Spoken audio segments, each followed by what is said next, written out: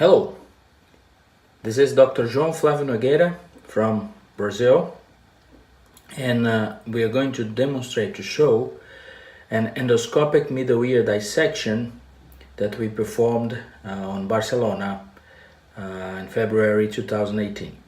So the first step is to clean the ear canal, to expose the tympanic membrane. This is a left ear. As you can see, this is anterior, posterior, superior, and inferior. This is the malleus here. And the first step is to create actually the tympanomeatal flap.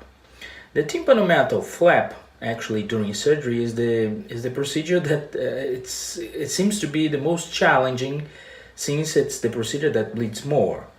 So we tend to do incisions that will vary accordingly to the disease of the patient. In this case here, since it's a dissection and it's like a cholesteatoma, we would like to demonstrate a big tympanomeatal flap. A big, I mean as anterior tympanomeatal flap. So we go here. This is the surgical position. This is 12 hours, 6 hours, 9 hours, and 3 hours. We go here 12 hours. We do our first incision. And then, instead of going to 11 or 12, 1 or 12 hours, we go here anterior to 11 hours to do this anterior flap. Why? To expose a little bit better this anterior part, to see the anterior malleolar ligament, the supratubar recess, to see the canal of the muscle, of the tensor tympani muscle. So we do this big flap here, this another incision here, and then we connect the two incisions using this Rosen knife. How about the length? How big should be the tympanomeatal flap during real surgery or real life? We tend to see there is a Rosen knife. We tend to use the Rosen knife as a measurement device. So we use two Rosen knives, one here, two here, to create this tympanomeatal flap. And then we elevate the tympanomeatal flap. Of course, this is a cadaver, so we don't have any problems with bleeding. But we can demonstrate the use of a cottonoid. In real life, we use adrenaline, pure adrenaline-soaked cottonoids to help elevate this tympanomeatal flap. But in this case, we can just elevate the tympanomeatal flap. And as you notice, we did not infiltrate anything. Even saline solution. In this case here, of course, it's a cadaver. In real life, you can infiltrate, if you want, saline solution or anesthetic solution with adrenaline. You can use other types of instruments, such as an electrical cautery with a very low setting in order to mark the incisions, to reduce the bleeding. Or you have different types of instruments, such as a round knife suction device. Many companies make those instruments nowadays, and then you can use those instruments in order to try to elevate with the less bleeding possible, because you have one hand with the instruments and the other hand you're holding the endoscope. Or also, if you have a holder, you can use this holder and then you have two hands. Also, if you have a good assistant with you, you can ask the assistant to hold the endoscope or to hold the suction, and then also you have two hands in a technique that is different from the technique that we are demonstrating now, with just one hand holding the endoscope and the other hand holding the instrument. So we elevate. This superior part here tends to be the part with more difficulties because it has more tissue here. This inferior part is usually very thin. The skin is very thin, so you have to be careful also not to tear the tympanomeatal flap. Of course, when you have disease, when you have inflammation inside, even if this inflammation is preoperatively treated by antibiotics, by anti-inflammatory medications, usually you do have a little bit of inflammation. And with this inflammation, you do have a little bit of edema, and sometimes with an inflamed tissue, it's going to bleed more, but the skin is going to be a little bit thicker than in a non-inflamed ear. For instance, sometimes when you operate a ear with a tympanic perforation or a chronic otitis, suppurative otitis media or cholesteatoma, the skin flap usually is thicker than when you operate a case of otosclerosis, for instance, when you do not have any inflammation in the ear, in the middle ear, of course. So we elevate the flap, and this is a very nice thing about the endoscopes. First, you can teach very well the residents or the doctors that you're teaching the limitations and the anatomical landmarks that you have to use here, such as the annulus, so you can see very well the structures that you are working on it.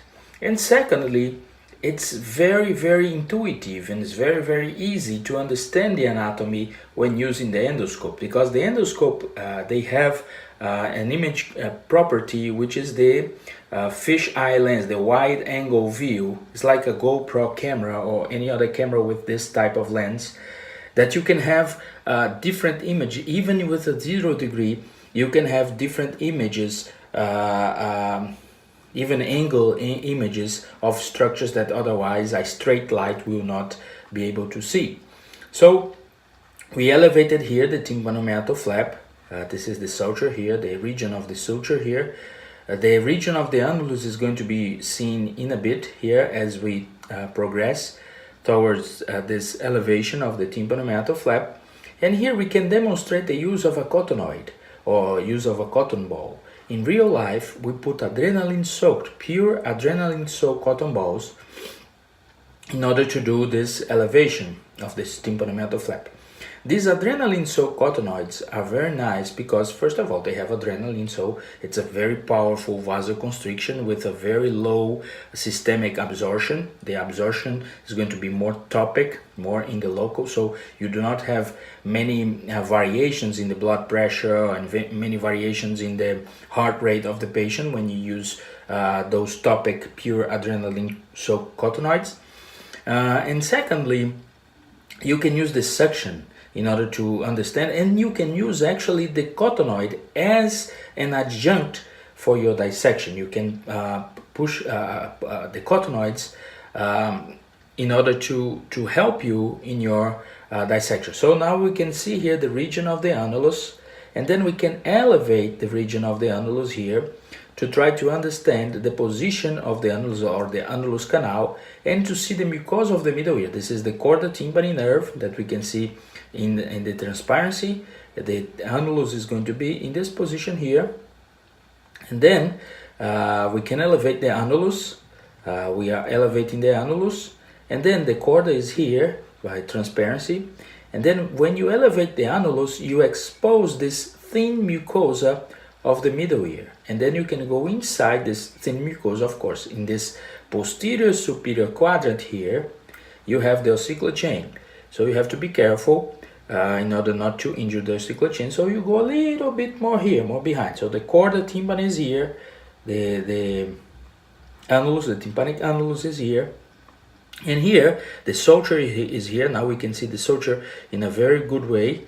And then when you elevate here, you can understand and you can see the mucosa, this thin mucosa of the middle ear, and then you can go in this inferior position towards the round window region, and then you elevate and then you tear this middle ear mucosa, very thin middle ear mucosa, in order to expose the middle ear. And then with an instrument you can go down here to elevate the tympanomeatal flap in this position to gain space. So we have the chorda tympani, tympanomeatal flap, round window niche here, round window region here with the anterior pillar, the posterior pillar, and the tegment of the round window niche.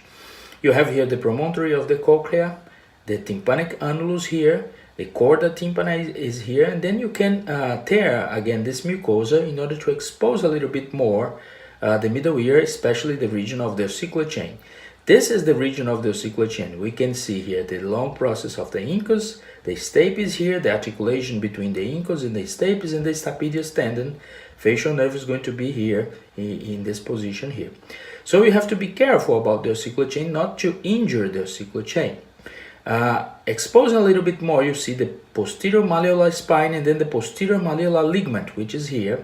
Then we are going to tear apart this posterior malleolar ligament, which is a very thin ligament and attaches to the malleus in a position that is inferior to the superior malleolar ligament that is going to be in this position here. So we elevate here and we remove this posterior malleolar ligament. It's a very thin ligament, and then once we do this, we expose a little bit better the incus. Completely the long process of the incus we can expose in a good way this position, and then we can see also a little bit of the malleus here, which is going to be very important for us to detach the tympanomeatal flap from the malleus in order to have a very good anterior visualization of the middle ear cavity.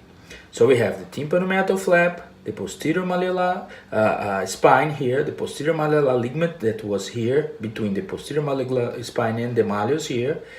You have here the long process of the incus, stapes here, stapedius tendon here, and then we can see I just elevated a tympanomeatal flap. I did not curette anything yet, and I did not drill anything yet. Just with the properties, the wide angle view of the endoscope, we could see a lot of the anatomy of the middle ear just elevating a tympanomeatal flap. So we see the anterior pillar, posterior pillar, tegmen, the round window niche here, the fustis is going to be here.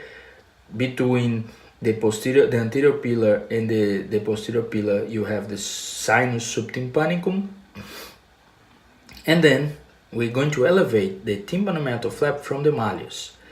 So in a real life, it's actually easier than in a cadaver because the tissues are fresher. So we expose this region here of the malleus, and then we can elevate this tympanomeatal flap without tearing the tympanic membrane. So we elevate the tympanomeatal flap from this region of the malleus, and then with a pick or with some other instruments like a knife, we can elevate the tympanomeatal flap without tearing this tympanomeatal flap. So here you have the region of the anterior malleolar ligament. Look, the posterior malleolar ligament was in this region. The anterior one is a little bit more superior, a little bit more higher, and it's thicker, it's more wide, and it's bigger, the anterior malleolar ligament. The posterior is smaller, very, very thin, and a little bit more like a muscle, more reddish. So we elevate with a cup forceps this tympanomeatal flap. We expose here the entrance of the Prusac space, which is going to be in this position here. And also we expose this region here of the supratubal recess. So we elevate the tympanomeatal flap from here. We can elevate more to completely elevate this tympanomeatal flap, including from the umbus of the malleus, which is the most difficult region in order to elevate this, because here the tympanic membrane is more attached to it. So we elevate here this position from the umbus, and now we can see the malleus, we can see the incus, the long process of the incus, we can see the stapes, we can see the neck of the malleus here, and the head of the malleus is going to be here. These are some ligaments of the tympanic diaphragm that supports here both the malleus and the incus. This is the entrance of the Prusac space. This is the anterior malleolar ligament that comes from the anterior malleolar spine to the malleus. The posterior malleolar ligament would be here, so this is more superior than here. And here we have the supratubal recess, the canal of the muscle, the tensor tympani muscle, that's going to be here. The chorda is here. Stapes with the posterior crus and anterior crura that you're going to be seeing here in a bit. And then we can use a Bellucci scissor in order to try to cut this or in order to try to elevate this region from the umbus here. So you have almost a 360-degree view of the anatomy of the middle ear using this kind of approach, which is a very nice. And then you can elevate with a pick or with a knife the tympanic membrane from the umbus, detaching the tympanic membrane from the umbus, and then having a more free region to understand and to see the anatomy. So the cochleariform process is going to be here. Tensor tympani tendon is going to be here. This is the canal of the muscle. This is not the facial nerve. Supratubal recess, and this is the facial nerve going down here below the long process of the incus. So cochleariform process, this is the epitympanic diaphragm ligaments, Prusac space opening here, anterior malleolar ligament, and the eustachian tube is going to be in a position more down here. So you can see once again the anterior malleolar ligament, which is very different from the posterior malleolar ligament, which is very nice to understand this anatomy, and it's very easy to see using an endoscope in order to understand. So supratuber recess, cochleariform process here. This is the tensor tympani tendon, facial nerve, the tympanic segment of the facial nerve is going to be here. Lateral semicircular canal we're going to see in a bit. Oval window niche, oval window region here, tympanic segment of the facial nerve, and here you have the tympanic isthmus. In this case, the tympanic isthmus has a little bit of web, but is open. The tympanic isthmus is open. Tympanic isthmus is the main ventilation route between the middle ear and the mastoid. So it's a region between the cochleariform process and the incudostapedial joint. So here we are opening here the tympanic isthmus, just in order to see a little bit better this anatomy of the tympanic isthmus. This is the facial nerve, the tympanic segment of the facial nerve, and the lateral semicircular canal is going to be seen in a bit. Now, we understand that there are some webs here that can close this ventilation. Sometimes the ventilation is completely closed. When the ventilation is completely closed, the mastoid always has a small negative pressure. The eustachian tube, when it opens, equalizes the system. When you have a tympanic isthmus closed, you don't have any way to equalize the pressure, so you can have a tympanic perforation, because it's a way that you can equalize the pressure, or you can have a retraction. And when you have a retraction, skin from the ear canal can go inside, and then you can have a retraction pocket cholesteatoma. So it's very important to understand. Another important thing is, where's the sinus tympani? The sinus tympani is this region here that we're using this instrument just in order to see. This is the pyramidal aminosis, this is the subpyramidal space, and this is the ponticulus. The ponticulus is a bone bridge, or can be a bone wall, between the subpyramidal space and the region of the posterior pillar. So this is the ponticulus. The region between the posterior pillar and the styloid proeminence, which is here, is called the subiculum. So ponticulus, subiculum, and between the ponticulus and the subiculum, we have the sinus tympani. So sinus tympani here, between the ponticulus and the subiculum. This is the posterior pillar, the anterior pillar is going to be more down here. And then you have the sinus tympani. The sinus tympani can vary in shape, in depth. And then you have the anterior pillar.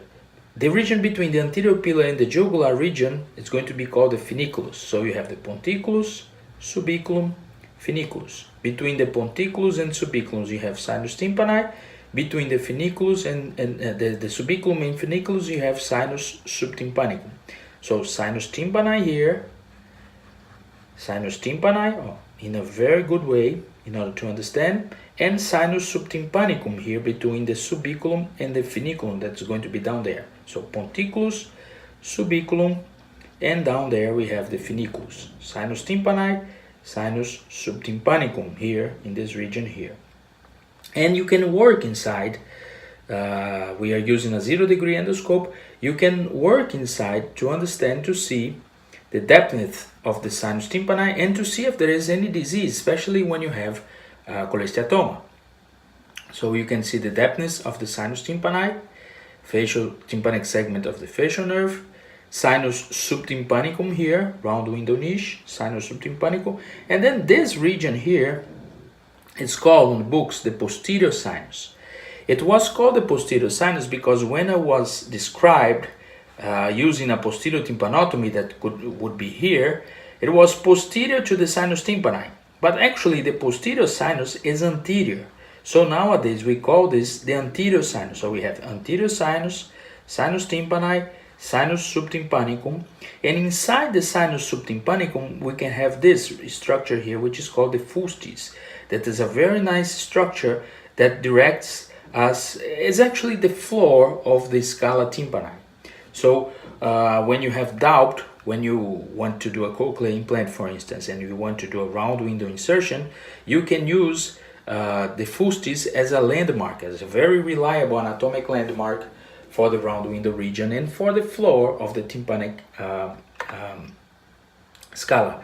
So facial nerve and facial recess is going to be in this position here. So facial recess here, sinus tympani here, anterior sinus that was formerly known as posterior sinus, and sinus subtympanicum down here.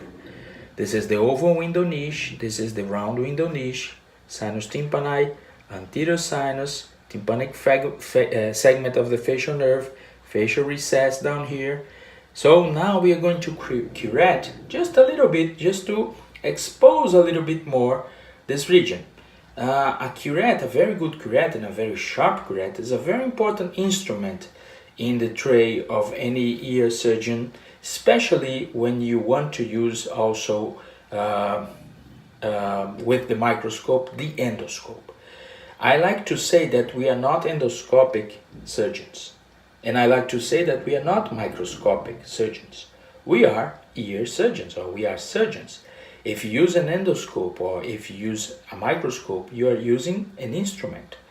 And sometimes the endoscope is going to be a better instrument when compared to the microscope in the middle ear. And sometimes the microscope is going to be a better instrument when compared to the endoscope in the mastoid. In order to perform safe and sound endoscopic ear surgery, it's paramount that you have a good microscopic background. And in order to perform a very nice microscopic ear surgery with low recurrences and very good results, it's also important to have a very good endoscopic knowledge, to use the endoscope as the primary instrument or as an adjunct instrument in order to perform ear surgeries, especially for inflammatory diseases such as cholesteatoma, such as the chronic otitis media. So it's very important for us nowadays to understand this concept of using the correct instrument to the most important region, which this instrument is going to be better than other instrument when compared to. So now we are going, we curetted a little bit here, just a little bit, and with this small curette that we did, we can see here now the lateral semicircular canal, tympanic segment of the facial nerve, and the lateral semicircular canal with some webs here. And then you can see the adductus ad antrum, and then if you angulate a little bit more, and if you remove the incus, we can see the mastoid antrum. So this is very important with a very low, very small bone removal, we just remove this chip here, we can see a lot. Now, in order to proceed with the dissection, this is a dissection, we are going to cut the chorda tympani to gain space and to remove the incus and to have more space here, since this is not a surgery, but it's a dissection demonstration.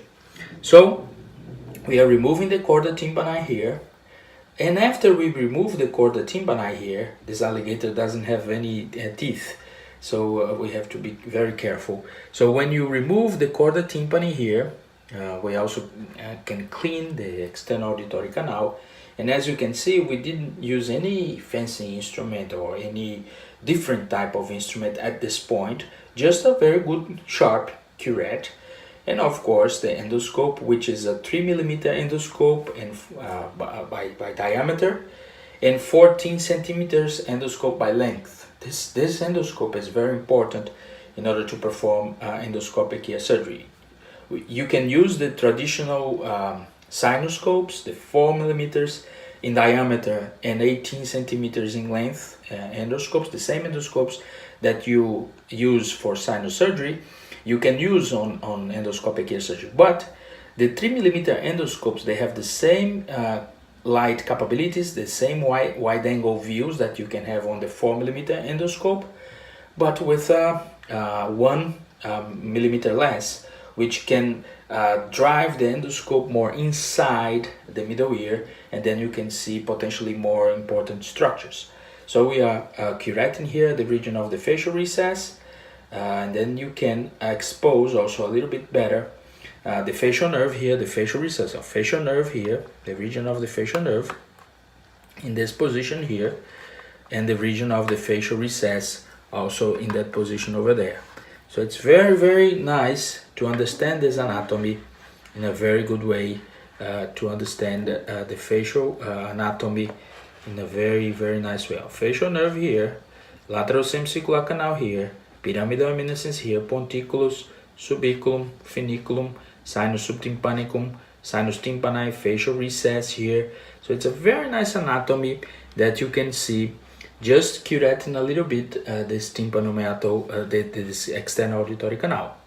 So long process of the incus, this is the malleus, entrance of the prusac space, and now we are going to remove the incus in order to expose a little bit better and to see better the anatomy of the superior parts and the anatomy of the also the antrum of the mastoid.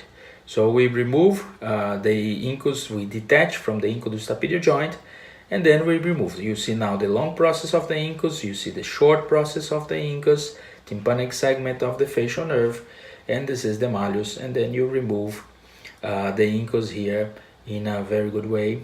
It's very easy to remove the incus, and I think the incus is too big for us still.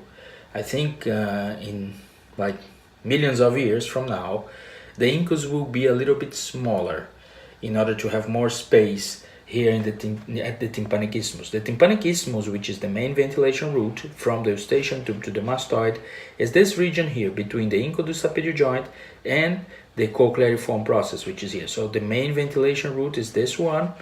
This is the posterior isthmus here, and then this is the anterior ventilation route that goes to the prusac space.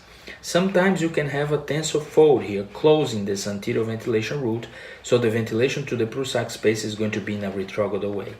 So lateral semicircular canal, adus ad antrum here, and if you angulate a little bit more, you can see actually the mastoid antrum, and if you use a more angulated endoscope, you can go all the way to the mastoid tip.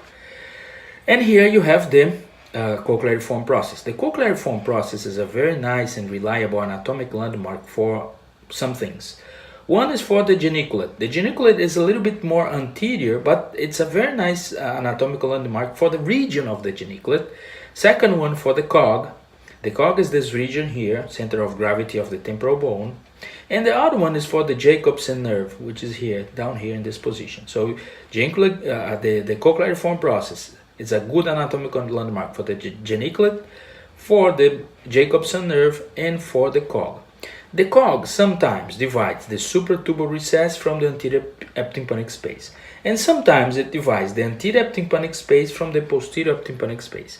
I think in this case here, the cog here is separating the anterior eptympanic space from the posterior eptympanic space. So anterior eptympanic, posterior eptympanic, adus ad antrum, and antrum of the mastoid. So you have the cog here, center of gravity of the temporal bone, geniculate gangle here, cochleariform process, and then Jacobson nerve going down in this position. So this is the tympanic segment of the facial nerve, lateral semicircular canal, oval window niche, and this is the cog. And this could also be confused as the cog. I think this is the cog because the anatomical landmark is the cochleariform process. So you go here from the cochleariform process until the most superior region, anterior tympanic space, posterior tympanic space. And between the cog and the cochleariform process, you can have the tensor fold. The tensor fold can be like this, like a more vertical way, or can be like this, a more horizontal way. It depends on the saccus, the saccus anticus and the saccus posticus, on the strength of each saccus that goes in the embryological period, and then you can have a more vertical or more horizontal. This is the tensor fold. This is here the region of the anterior malleolar ligament. This is the head of the malleus, and then you can have this tensor fold here blocking this anterior ventilation between the supratubar recess and the prusac space. So the tympanic isthmus here between the cochleariform process and the incudus joint, posterior isthmus and the anterior isthmus. And to see if it's open, we can use the curved instrument like this to open the tensor fold and to open this ventilation route that goes directly to the prusac space. When the tensor fold is complete, is closed, it doesn't mean that you will have ear disease. It does mean that you have 2 ventilation routes instead of 3. But the Prusac space can be ventilated in a retrograde way from the tympanic isthmus. So this is the tympanic isthmus, and then in a retrograde way it can ventilate the Prusac space. When you have the tensor fold incomplete, open, the ventilation of the Prusac space comes directly from the supratubar recess. Now we're going to remove the head of the malleus, and once you remove the head of the malleus, we have a very good view of the Prusac space, and also we have a very good view of the superior parts of the ear, so of the middle ear. So we have here the cog. The cog in this case is separated the anterior tympanic space from the posterior tympanic space, but sometimes the cog separates the supratubar recess from the anterior tympanic space. This is the tegmen of the middle ear, of the mastoid here. The middle fossa dura is in this position, and then when it goes to the anterior part, it descends here. So here the dura is very, very low near the supratubar recess and near the eustachian tube. So we can curette a little bit more here just to expose a little bit. And look, we did not curette very much. We just curetted a little bit just to demonstrate how can we see with this wide angle view of the endoscope. We can see the lateral semicircular canal, adus ad antrum, posterior tympanic space, anterior tympanic space, supratubar recess over there, tympanic segment of the facial nerve, geniculate gangle over here, a lateral semicircular canal, cochleariform process, canal of the muscle, the tensor tympani muscle. This is the supratubar recess, protympanic space here, promontory of the cochlea, ponticulus, subiculum, sinus tympani, funiculus, sinus subtympanicum, anterior sinus in this region here. So facial recess. So just elevating a tympanomeatal flap with a small curettage of the bone and removing the incus, you can see the anatomy that we can have. Most of the cholesteatoma disease, they have already eroded parts of the incus. So when you remove, when you deal with those cases and when you remove the remaining parts of the incus, you get this anatomical view. And this is very important in order to orientate yourself during the surgery and in order to perform a very nice procedure with less invasive for your patient. So promontory of the cochlea here, ponticulus, subiculum, sinus tympani, the fustes here. Between the fustes and the funiculus, sometimes you can have this canaliculus here, or this tunnel that goes, when you have a pneumatized petrous apex, you can go all the way to the petrous apex. So you can have a root between the middle ear and the petrous apex whenever you have a pneumatized petrous apex. When you don't have a pneumatized petrous apex, of course, you don't have this open root between these structures here. This canal, when it's present, we call the canaliculus subcochlear. And here we have the protympanic, the protympanum, the protympanic space. The protympanic space, you have the eustachian tube, the carotid artery, and this structure here, which is called the protiniculus. So the protiniculus divides the protympanic space, the opening of the eustachian tube, to the hypotympanic air cells. So protiniculus here, carotid here, eustachian tube over there, and the canal of the muscle of the tensor tympani. Jacobson nerve is going to be in this position, supratubar recess, hypotympanic cells here. Jugular is going to be in this position here, and the carotid here. So jugular, carotid, hypotympanum, promontory of the cochlea, anterior pillar, posterior pillar, tegmen of the round window, canaliculus subcochlear, fustes here, ponticulus, subiculum, funiculum, sinus tympani, sinus subtympanicum here, anterior sinus, cochleariform process, canal of the muscle, supratubar recess, region of the tensor fold here, the cog that separates the anterior tympanic space from the posterior tympanic space, lateral semicircular canal over here, adus ad antrum and antrum of the mastoid, facial recess, pyramidal eminence, stapedius tendon, posterior crus, anterior crus, and then sinus tympani in all its glory here. So you can have a whole 360-degree view of the anatomy of the middle ear using an endoscope, just elevating a tympanomeatal flap with a small curettage, and sometimes and the removal of the incus in this case, and the head of the malleus in this case, just to open more your views and your eyes during this dissection. Sometimes we can use a drill instead of a curette, and we are going to demonstrate the use of a drill in a second in order to give you some tips when you drill. First of all, you don't need a cutting burr. If you have a cutting burr, oh, yes, okay, good, but you do need 1-2 burrs. We use usually a diamond burr with a 2 millimeter of diameter. Diamond burr, which is more safe than the cutting burr, and you don't have a lot of bone to remove, and 2 millimeters, which is the size, very, very nice. This burr doesn't have a protective shaft here, so you have to be careful about not injuring or not hitting your endoscope, your tip of the endoscope or the cable of the endoscope with the burr or with the shaft. So when you drill the temporal bone, when you do a mastoidectomy, you need to use a high-speed drill, 80,000 RPMs or a little bit less or a little bit more, in order to do the mastoidectomy. When you drill in the middle ear during endoscopic ear surgery, you don't need a high-speed drill. You need 5,000 or 10,000 RPMs. Why? Because first of all, it's not a lot of bone that you're going to remove. And second of all, when you have a high-speed drill, a lot of bone dust, a lot of smoke is going to fog the view of the endoscope, and then you're not going to be able to see anything. Now we are using 5,000 RPMs, and as you can see, we can have a bone removal. You can wash a little bit with saline solution. Your assistant has to put the aspirator, the suction device, near the external auditory canal. It doesn't need to go inside, and then you can see there's some smoke, but you can see the region that you are drilling using this low speed setting. When you use a high speed drill here, 80,000 RPMs, there will be a lot of bone dust, and then thus you're not going to be able to see very well when you do this very big see, now we are using with 80,000. So I think it was the dissection of the middle ear. I hope you have enjoyed the dissection of the middle ear. There are more movies at this channel, and I thank you very much for watching. And if you have questions, I'll be nice to answer using the email. So thank you very much for your time, and I hope that you see other videos on this YouTube channel. Thank you.